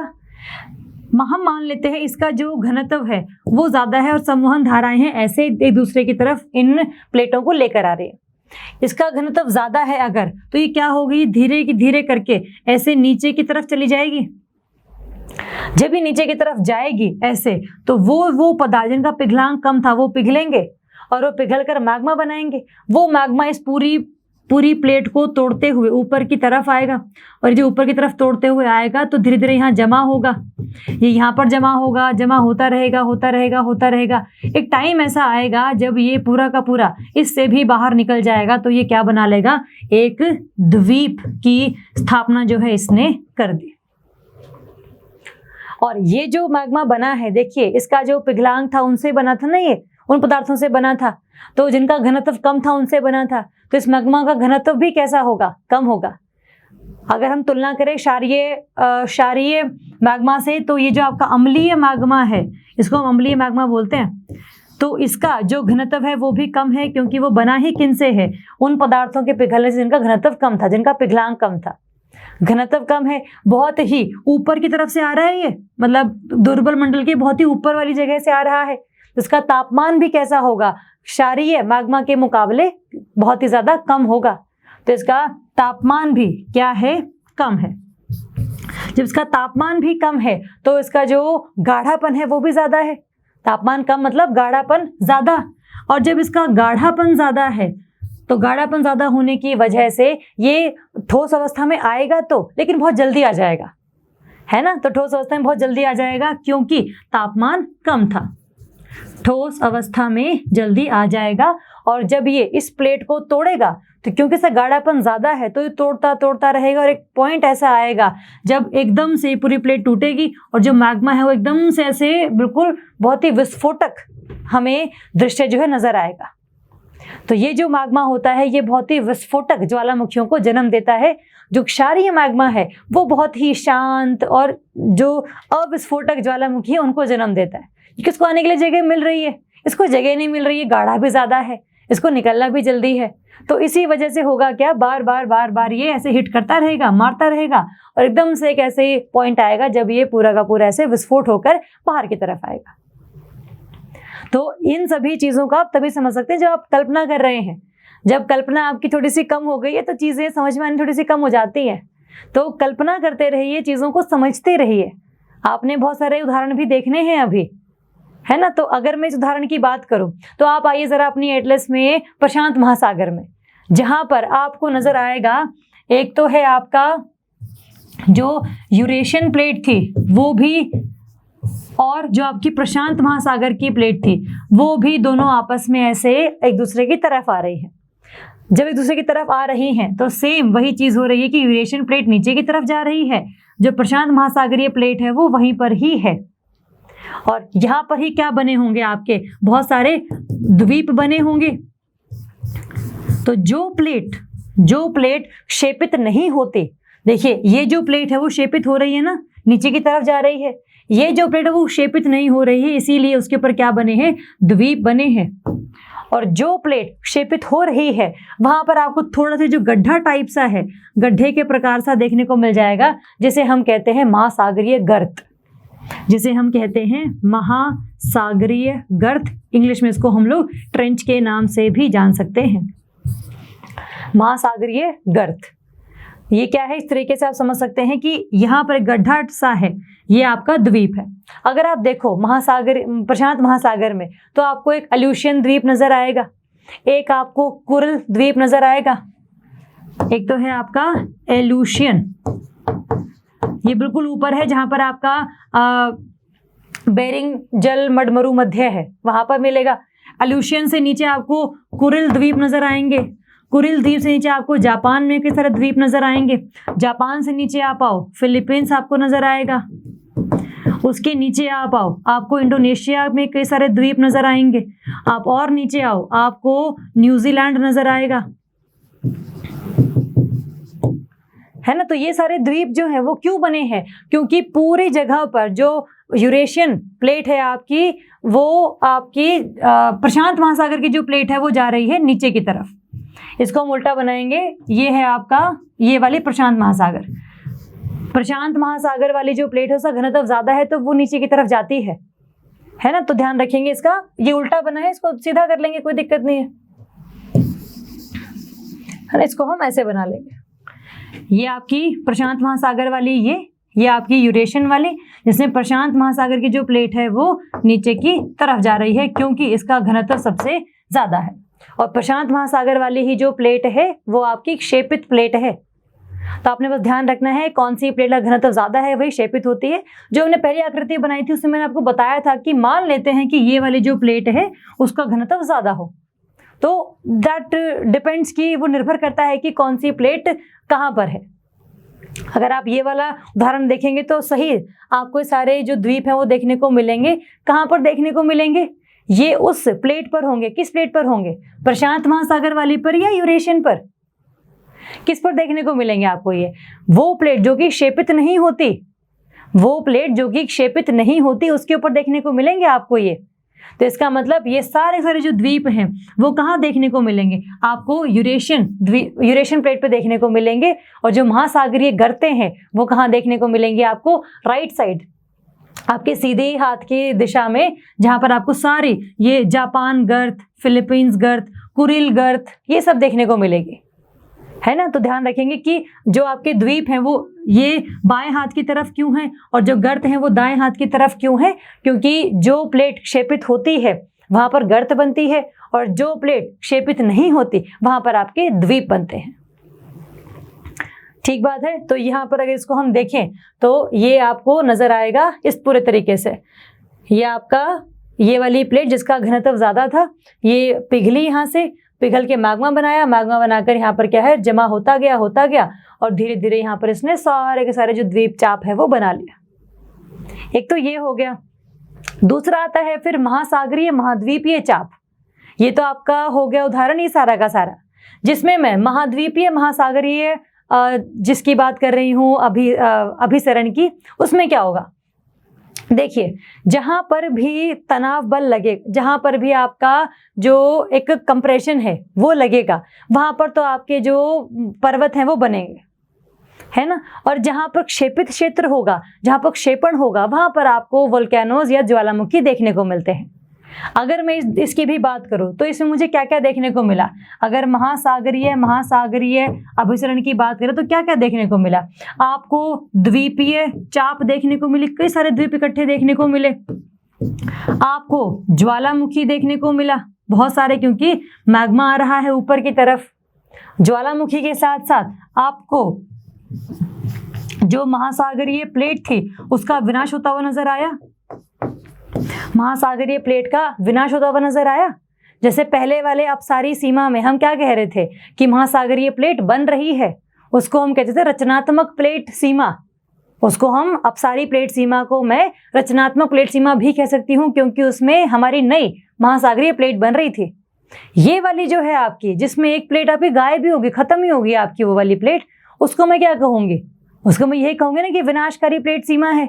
तो अभिसरण प्लेट सीमा कह लीजिए या विनाशकारी प्लेट सीमा कह लीजिए, एक ही बात है। तो महासागरीय में तो आपको ये सब चीजें देखने को मिलती हैं और साथ में ही भूकंप भी देखने को मिलता है। दूसरा आपका महासागरीय महाद्वीप की मैं बात करती हूँ तो इसमें देखते हैं क्या होता है। ये है आपकी महाद्वीपीय प्लेट, ये है आपका महासागरीय प्लेट। जब ये दोनों आपस में मिलेंगे, आपने बस ध्यान रखना है इतना कि जो महासागरीय प्लेट होती है उसका घनत्व हमेशा ज्यादा होता है। घनत्व ज्यादा होगा तो हमेशा कौन सी नीचे जाएगी? महासागरीय प्लेट ही नीचे जाएगी। तो देखिए, ये प्लेट ही जा रही है नीचे की तरफ और यही है आपका क्षेपण क्षेत्र भी। क्षेपण क्षेत्र में एक जगह है जहां से बहुत सारा जो भूकंप है वो उत्पन्न होता है, क्योंकि बहुत सारी जो ऊर्जा है निकलती है। उस जगह को, क्षेत्र को मैं क्या बोलती हूँ? वदाती बेनियोफ क्षेत्र। वदाती बेनियोफ दोनों व्यक्तियों के नाम है। उन्होंने खोजा था कि जहां पर कोई भी प्लेट अगर नीचे की तरफ क्षेपित होती है तो वहां से ऊर्जा का स्रोत बहुत ज्यादा निकलता है और भूकंप बहुत ज्यादा आते हैं। तो ये सारे जो उदाहरण हैं ये आपके उसी के हैं, वदाती बेनियोफ क्षेत्र या वदाती बेनियोफ जोन भी आप बोल सकते हैं। अब देखिए यहाँ पर जो आपकी ये प्लेट नीचे की तरफ जा रही है, तो क्योंकि इसमें जो भी वस्तुएं कम पिघलांक की थी, जो भी पदार्थ कम पिघलांक के थे वो पिघल जाएंगे। अगर वो पिघल जाएंगे तो वो क्या करेंगे, मैग्मा बन के हल्के हैं, वो ऊपर की तरफ आएंगे, और जब वो ऊपर की तरफ आएंगे तो यहाँ पर क्या बनाएंगे, ज्वालामुखी बनाएंगे, है ना। और यहाँ पर क्या बनाएंगे, यहाँ पर आपके वो महासागरीय गर्त बनाएंगे, एक ट्रेंच जिसको हम कहते हैं कि खाई तरीके से है। जैसे अगर ये नीचे की तरफ जाएगा तो ये हल्की सी जगह है जो आपको दिख रही है बीच में, उसको हम गर्त कहते हैं। तो महासागरीय गर्त बन गई, आपके ये ज्वालामुखी बन गए। और पहाड़ बने हैं। पहाड़ क्यों बने हैं, क्योंकि दो प्लेटें आपस में ऐसे टकरा रही हैं। टकराने की वजह से जिस प्लेट का कमजोर क्षेत्र होता है वो उठ जाता है ऊपर की तरफ, वो उठ जाता है ऊपर की तरफ, और तब बनते हैं आपके पर्वत, जिन्हें हम क्या कहते हैं, वलित पर्वत। क्योंकि ये जो पर्वत बने हैं वो वलन से बने हैं, दो चीजों के ऐसे दबाव बल से बने हैं, इसको हम कहते हैं दबाव बल। जब दो प्लेट आपस में एक दूसरे की तरफ आती हैं तो आपका लगता है दबाव बल, और जब एक दूसरे से दूर जाती हैं तो लगता है तनाव बल। दोनों समय में ही पर्वत बन रहे थे। पहले वाले में अपसारी में जब दोनों दूर जा रही थी तो वो आपके भ्रंशित पर्वत बन रहे थे, और जब ये दोनों पास आ रही हैं तो दबाव बल लगेगा। दबाव बल लगने की वजह से क्या होगा, आपके बनेंगे वलित पर्वत, क्योंकि जो जगह जो क्षेत्र आपके कमजोर हैं वो ऊपर की तरफ उठ जाते हैं। इसका उदाहरण देखिए, उदाहरण है आपका, अगर आप जाओ उसमें दक्षिणी अमेरिका में, दक्षिण अमेरिका में अगर आप आओ तो आपको दो प्लेटें नजर आएंगी। जैसे इसमें भी हम लोगों ने देखा था, ये प्लेटें देख लेते हैं एक बार,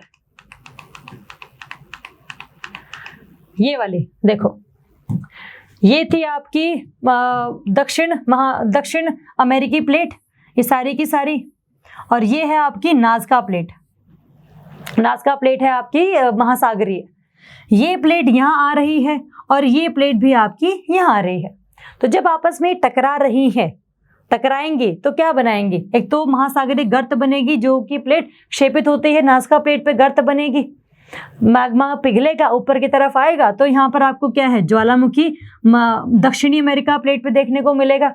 और दबाव बल की वजह से क्या देखने को मिलेंगे, आपको वलित पर्वत देखने को मिलेंगे, जिसको हम कहते हैं ना एंडीज माउंटेन, एंडीज पर्वत जो दक्षिण अमेरिका में है। वो कैसे बने हैं, क्योंकि नाज़का प्लेट और जो आपकी ये दक्षिण अमेरिकन प्लेट है, ये आपस में एक दूसरे की तरफ आ रही हैं, अभी सारी सीमा है इनमें।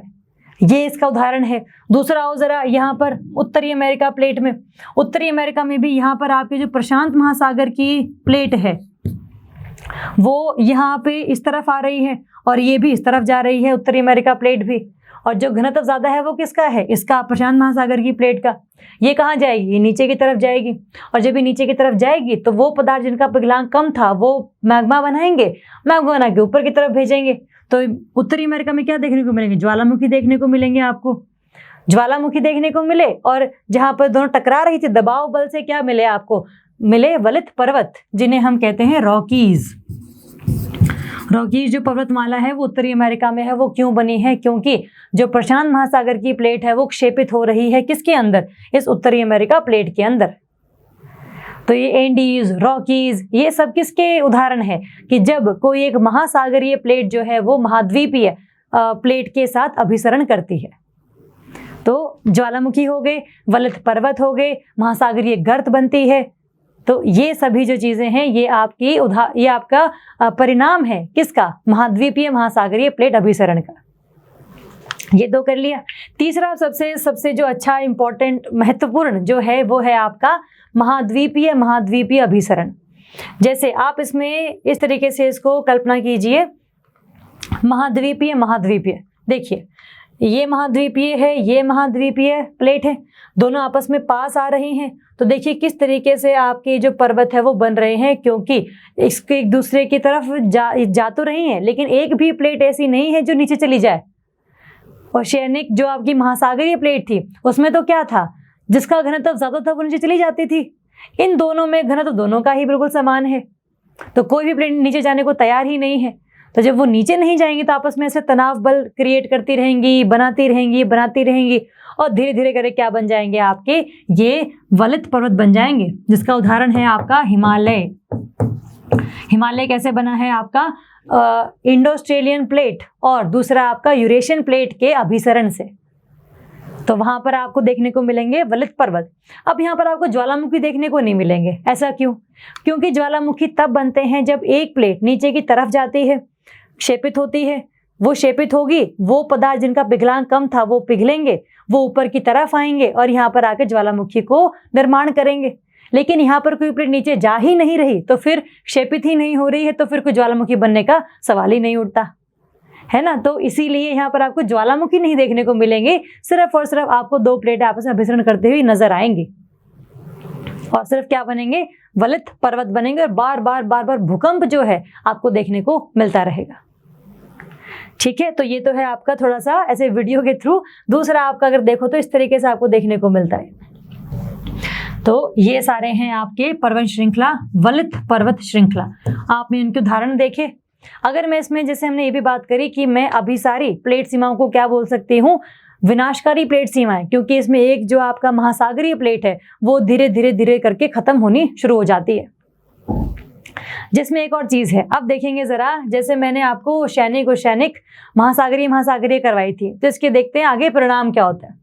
ये तो मैंने आपको करवा ही दिए, बस एक देखो कि पूरा चला कैसे है। ये देखो, ये तो है आपकी महाद्वीपीय, फिर ये महासागरीय, फिर दूसरी महासागरीय और फिर आपकी ये महाद्वीपीय। ऐसे ही प्लेट सीमाएं हैं,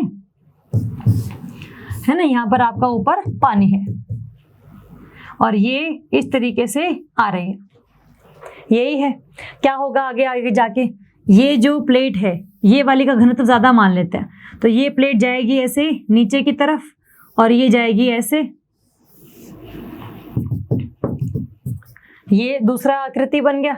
धीरे धीरे क्या होगा, धीरे धीरे जो सारी की सारी प्लेट है वो खत्म होनी शुरू हो जाएगी। मैं तीसरा बना रही हूं ऐसे, देखिए पूरी प्लेट खत्म हो गई यहाँ पर, और ये वाली जो प्लेट है ये बिल्कुल यहाँ की तरफ आ गई और इसके साथ जुड़ी हुई है आपकी ये महाद्वीपीय प्लेट। ये प्लेट सारी खत्म हो गई, है ना। जब ये प्लेट सारी खत्म हो गई, देखिए यहाँ पर हमने ये भी नहीं बनाया ना, जैसे ये मैग्मा बना, यहाँ पर आकर इसने ये द्वीप बना दिया, बार बार डिपॉजिट जमा हो के ये आपका द्वीप बन गया।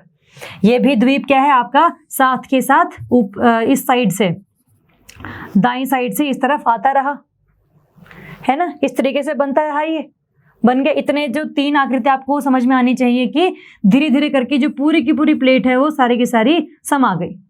अब अंत में क्या होगा, अंत में क्या होगा, ये पूरी चली गई, ये महाद्वीपीय प्लेट और ये महासागरीय प्लेट के बीच में जो अभिसरण है वो शुरू होगा ना, क्योंकि वो तो वही ही है। ये जो प्लेट है वो आधी यहाँ पर आई, ये वाली प्लेट आधी यहाँ चली गई, तो इससे क्या होगा, अब धीरे धीरे मैं बना सकती हूँ यहाँ पे कि ये महाद्वीपीय और ये वाली जो महासागरीय जो अभी क्षेपित नहीं हुई थी वो धीरे धीरे क्या करना शुरू करेगी, क्षेपण होना शुरू होगा उसका। ये आपका पानी धीरे धीरे आपका बन गया बीच में। देखिए ध्यान से देखिएगा, ये वाली जो प्लेट थी वो चली गई। अब ये वाली जो प्लेट है, ये प्लेट दिखाई है मैंने ऐसे, क्योंकि अब महाद्वीपीय और महासागरीय अभिसरण शुरू हो गया है और इन दोनों में जब अभिसरण होता है तो जो आपकी महासागरीय प्लेट है वो जाती है नीचे की तरफ, वो गई नीचे की तरफ। ये जो आपका द्वीप था वो तो ऐसे ही बना रहा ना, क्योंकि द्वीप नहीं नीचे जाएगा, क्योंकि द्वीप बना है हल्के पदार्थों से, क्योंकि वो मैग्मा से बना है जमा हो के, जहां पर कम घनत्व वाले, कम पिघलांक वाले पदार्थ जमा हो रहे थे, तो इसीलिए हल्का है। ये हल्की चीज कभी नीचे नहीं जाती, तो सिर्फ और सिर्फ प्लेट नीचे जाएगी, ये आपका जो द्वीप है वो नीचे नहीं जाएगा। और धीरे धीरे करके क्या ये सारी की सारी प्लेट, हम नहीं देख सकते कि ऐसे करके ये सारी प्लेट, ये द्वीप है आपका और ये दूसरी महाद्वीपीय प्लेट है, ये सारी की सारी गायब हो गई। अब क्या बच गया, महाद्वीप, द्वीप और ये महाद्वीप, ऐसे ही बचे, है ना। तो पहले जहां पर हम कह रहे थे कि ये महासागरीय अभिसरण था, धीरे धीरे किस में कन्वर्ट हुआ, ये महासागरीय महाद्वीपीय अभिसरण, और फिर ये कन्वर्ट हुआ, परिवर्तित हुआ महाद्वीपीय अभिसरण में। क्या इसको हम कल्पना कर पा रहे हैं? आई थिंक कर पा रहे हैं। जैसे हम लोगों ने शुरुआत में किया था, अब सारी सीमा में मैंने आपको महाद्वीपीय से महासागरीय तक मैं ले गई थी, क्योंकि बार बार प्लेटें दूर जा रही थी। इसमें पास आ रही हैं। एक प्लेट पहले खत्म हो गई, एक प्लेट जीवित थी अभी भी आपकी ये वाली। अब जब इसका सामना महाद्वीप से हुआ तब नीचे जाना पड़ेगा इसे, क्योंकि तो घनत्व ज्यादा वाली है। और धीरे धीरे करके क्या हुआ, ये बन गया आपका महाद्वीपीय अभिसरण। और जो दो प्लेटें हैं आपकी, ये आपकी दोनों महासागरीय प्लेटें, ये गायब हो गई। इसीलिए धीरे धीरे क्या हो रहा है, जो आपका प्रशांत महासागर की प्लेट है वो दोनों तरफ से, यूरेशियन प्लेट की तरफ से भी और उत्तरी अमेरिका प्लेट की तरफ से भी उसका अभिसरण हो रहा है, वो नीचे की तरफ जा रही है। और बार बार ये जो यूरेशियन प्लेट और जो आपका ये है इस साइड वाली उत्तरी अमेरिका प्लेट, ये आपस में पास आ रही है। और धीरे धीरे फिर क्या करेंगी, जब ये पास आएंगी तो ये बनाएंगी वलित पर्वत। और वो कौन से वलित पर्वत होंगे, जो सिर्फ और सिर्फ महाद्वीपीय के बीच बनते हैं। तो आप जैसे आप उसका मैप देखो, उसका नक्शा देखो रशिया का। रशिया दो भागों में बटा हुआ है। रशिया दो भागों में है, बीच में है उसके ये सारे के सारे यूराल माउंटेन्स है ना, यूराल पर्वत है ना उसमें। यूराल पर्वत क्या है, ये जो दो पूरे की पूरी प्लेटें थी, इस साइड वाली और इस साइड वाली, आपस में पास आती गई। बीच में पहले इसमें महासागर हुआ करता था। जब ये पास आती गई तो महासागरीय प्लेट जो है वो तो खत्म होती चली गई, और ये धीरे धीरे करके दोनों महाद्वीपीय आ गई। और अब कोई भी नीचे नहीं जा रही है, क्योंकि दोनों ही महाद्वीपीय प्लेटें हैं जिनका घनत्व कम होता है। और घनत्व कम होने की वजह से सिर्फ अब जो वलित पर्वत हैं वो आपको देखने को उसमें मिलते हैं।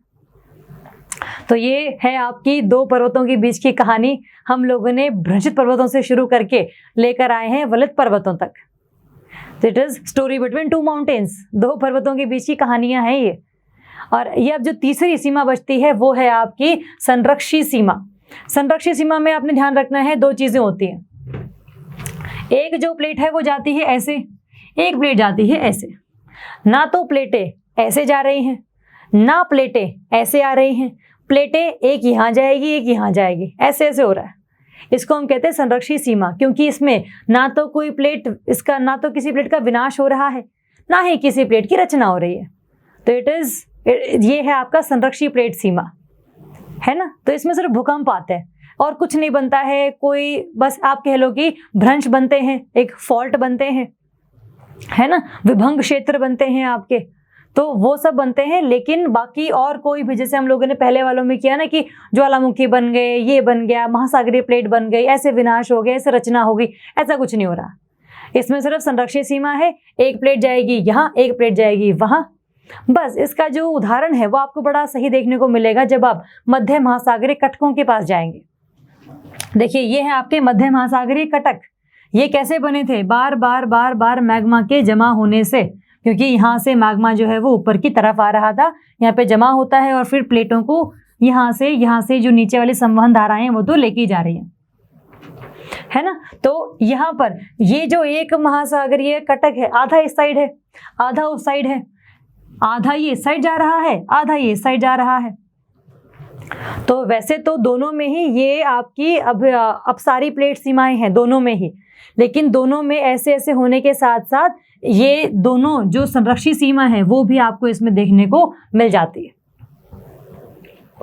एक ही सीमा जो है, एक ही जो प्लेट है आपकी, एक ही जो प्लेट है वो आपस में दूर दूर भी जा रही होती है और आपस में आधी यहाँ जा रही होती है, आधी यहाँ जा रही होती है। तो वो चीज़ें निर्भर कर जाती हैं कि किस तरीके धरती जो है रंग दिखाती है अपना। धरती में बहुत रंग है, किसी भी रंग का उदाहरण आपको देखने को मिल सकता है। ये तो एक ऐसा रंग है जो इन हमारी पूरी धरती पर रंग भर देगा। कहीं पर वनस्पति होगी, कहीं पर पर्यावरण होगा, कहीं पर मानव जीवित होंगे, कहीं पर मानव नहीं रह सकते होंगे। तो वो सभी चीज़ें कैसे निर्भर कर पाई हैं, क्योंकि ये जो धरती है वो इस तरीके से बार बार बनती रहती है। भूकंप आते रहते हैं, ज्वालामुखी बनते रहते हैं। क्यों बने हैं वो भी हमने देखे, कहाँ पर मध्य महासागरीय कटक बने हैं, कहाँ पर महाद्वीपीय बने हैं, कैसे महासागरीय अंत में महाद्वीपीय में बन जाते हैं। है ना। तो वो सारी जो चीज़ें हैं ये आपको एकदम से क्लियर होनी चाहिए। आप इस पूरी पीपीटीज के थ्रू, इन पूरे फोटोज के थ्रू अपना जो पूरा कंसेप्ट है, पूरी जो अवधारणाएं हैं उनको सही ढंग से स्पष्ट तौर पे समझ सकते हैं। तो ये है आपका प्लेट विवर्तनिकी सिद्धांत, जिसमें 3 सीमाएं हम लोगों ने करनी थी। किसी भी जगह पर अगर भूकंप आ रहा है तो क्यों आ रहा है वो पता लग गया हमें। जहां पर भी सीमाएं, जहां पर भी प्लेटें चलेंगी वहां भूकंप आएगा। जहां पर भी दबाव बल लगेगा वहां आपके पर्वत बनेंगे। जहां पर भी क्षेपण होगा वहां आपके ज्वालामुखी बनेंगे, है ना। तो जगह जगह पर कि जापान कैसे बना, इंडोनेशिया कैसे बना, वो सारी जो चीजें हैं आपकी इस पूरे क्लास में हम लोगों ने कवर करी। आप इनको रिवाइज कीजिए। आपको लगता है कि कोई भी डाउट है इसमें, कोई भी प्रश्न समझ में नहीं आया है, कोई भी आपको अवधारणा समझ में नहीं आई है, तो प्लीज़ हमें कमेंट करके बताइए। जो भी रहेगा हम लोग अपनी तरफ से रिजॉल्व करने की कोशिश करेंगे। Thank you so much and all the best.